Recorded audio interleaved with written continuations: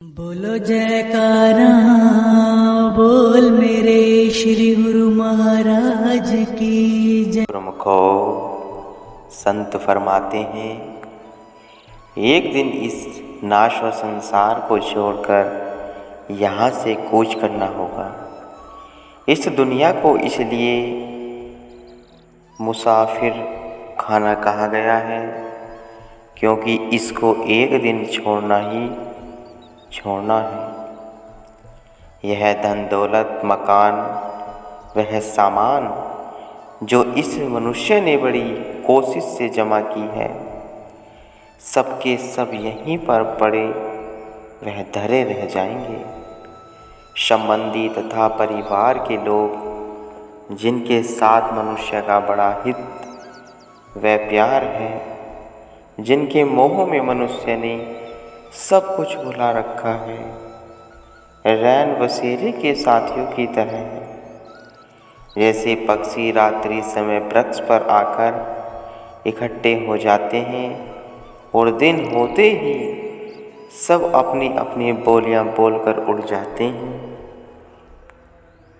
इसी तरह से ही जीव ने भी एक दिन सबसे बिछुड़ जाना है। मनुष्य के जीवन को पानी की एक चलती धारा के समान कहा गया है, जो ऊंचे नीचे रास्ते को पार करते हुए गुजरती चली जाती है। मनुष्य की जिंदगी में इसी तरह है, मनुष्य की जिंदगी भी इसी तरह है। मनुष्य का जीवन भी ऊंची नीची घाटियों को पार करना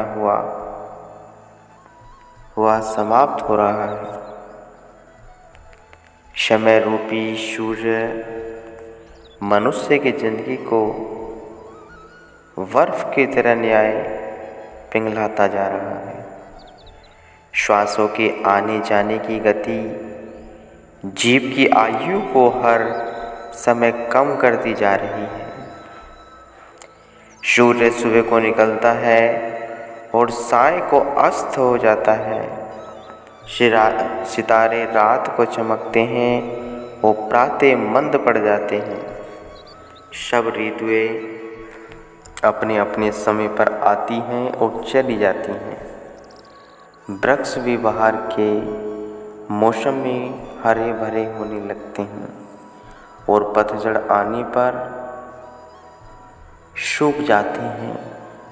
इसी तरह सृष्टि का चक्र चलता रहता है, परंतु अफसोस इस बात का है कि इस जीव की उम्र जब एक बार खत्म हो जाती है तो पुनः लौट कर नहीं आती। इस मनुष्य के लिए सिवाय अफसोस के कुछ नहीं छोड़ जाती है। गुजरती उम्र है यूं दौरे आसमानी में, कि जैसे जाए कोई किश्ती दुगयानी में। अब सोचना इस बात का वो है कि क्या मनुष्य जन्म यूं ही गुजर जाए, इसे कोई काम न लिया जावे, और यदि काम लिया जाए तो कौन सा है।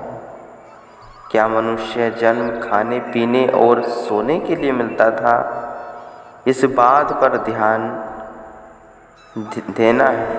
देना है। जैसे महापुरुषों के वचन हैं, इस जन्म में मनुष्य साधन करके अपने परलोक को सुधार सकता है, नीच योनियों का शिकार बनने से अपने आप को बचा सकता है। इसलिए ही तो मनुष्य जन्म मिला है गुरुमुखों, परंतु साधारण मनुष्य इसकी कदर नहीं करते। बचपन और बुढ़ापे में कोई साधन नहीं हो सकता। कारण यही है कि बाल्यकाल में ही यह जीव मालिक की प्राप्ति के ज्ञान को समझ नहीं पाता। बुढ़ापे में शरीर साधन करने में असमर्थ होता है यदि यह जीव चाहे तो यौवन में अपने लक्ष्य को प्राप्त कर सकता है।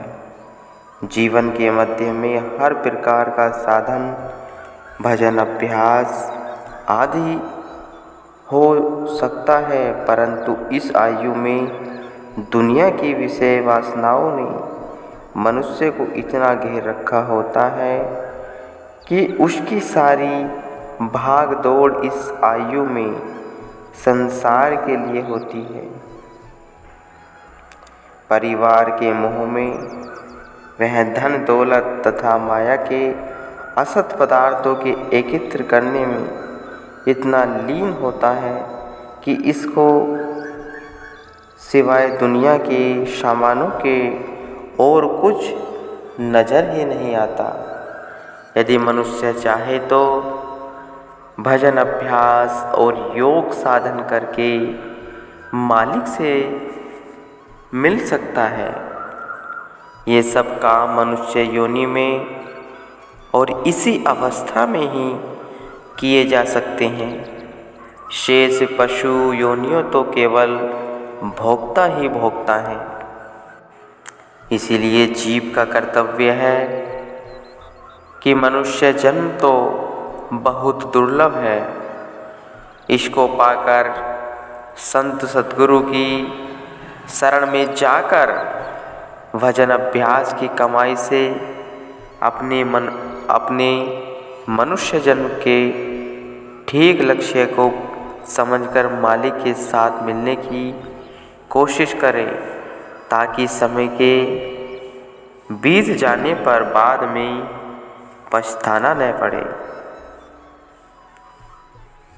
महात्मा परम शांतानंद जी, वह महात्मा योगा प्रकाशानंद जी तथा 8-10 भक्त लोग स्थान टल जिला कोहाट से श्री दर्शन हेतु लक्की मरवत आए।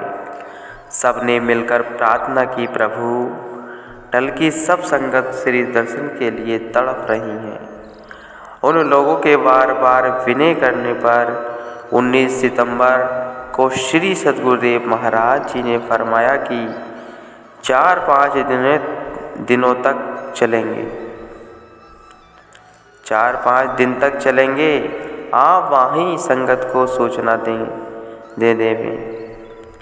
महात्मा योग प्रकाशानंद जी टल की संगत को सूचित कर आपको ले जाने के लिए टल से एक बस ले आए। 23 सितंबर को आप लक्की मरवत से पधारे। लक्की से टल तक पूरे रास्ते में यह खुशी का समाचार सबको मिल गया कि इसी रास्ते में श्री सद्गुरुदेव महाराज जी टल पधार रहे हैं। सबसे पहले सराय नौरंग पहुँचे महात्मा सद्गुरु सेवानंद जी, महात्मा रोसानंद जी, महात्मा दयानंद जी तथा महात्मा श्रद्धानंद जी जैसे सैकड़ों भक्तानियों को साथ लिए हुए आपके स्वागत के लिए सड़क पर खड़े थे। श्री पावन दर्शन पाकर गदगद होकर श्री चरणों में नौरंग सराय की नगरी को पवित्र करने की प्रार्थना की।